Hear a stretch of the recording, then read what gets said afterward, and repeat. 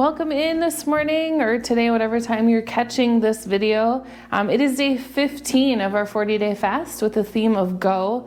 I'm excited at what the Lord's doing in and amongst these days. I feel like these devotions every single day are just kind of like a template for what we get to walk out as believers. So if you will, join with me this morning. Well, I didn't even introduce myself. So my name is Beth McCauley.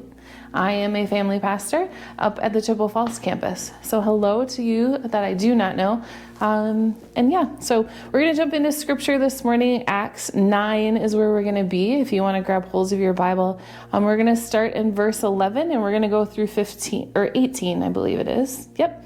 Okay, so starting off, now there was a believer in Damascus named Ananias. The Lord spoke to him in a vision, calling, Ananias. Yes, Lord, he replied. The Lord said, go over to Straight Street to the house of Judas. When you get there, ask for a man from Tarsus named Saul. He is praying to me right now. I have shown him a vision of a man named Ananias coming in and laying hands on him so he can see again. But Lord, exclaimed Ananias, I have heard many people talk about the terrible things this man has done to the believers in Jerusalem. And he is authorized by the leading priests to arrest everyone who calls upon your name. But the Lord said, go, for Saul is my chosen instrument to take my message to the Gentiles and to kings, as well as to the people of Israel. And I will show him how much he must suffer for my name's sake. So Ananias went, he found Saul, laid hands on him and said, Brother Saul, the Lord Jesus, who appeared to you on the road, has sent me so that you might regain your sight and be filled with the Holy Spirit. Instantly, something like scales fell from Saul's eyes and he regained his sight. Then he got up and was baptized. So I'm not going to go into too much detail today because I think that scripture speaks so much for itself. We're going to go on the path really briefly of how Ananias, as a believer in Jesus, and at that time, like he had mentioned, Saul was out there he was constantly coming after Christians. The murders that he committed on fellow believers, but God called Ananias, and what did Ananias do? I mean, he could have played that off as that was just a dream and I don't need to do anything with it and I could just leave this there.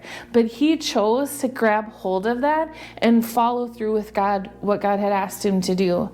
And you guys, we all know Saul then becomes Paul, and Paul did mighty and miraculous things for the kingdom.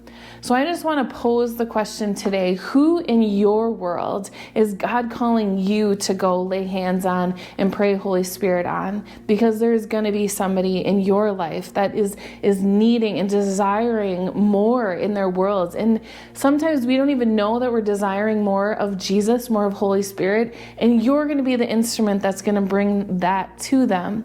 So that's my challenge to you today, to just go, be like Ananias, do the things that are scary, even if you don't have any desire in all things to do it in our flesh, because we're constantly fighting against our flesh. But go after what the Spirit is calling you to do today, and you're never going to regret it, because you're not only going to change your life, but you're changing life after life after life, because one life then impacts multitudes.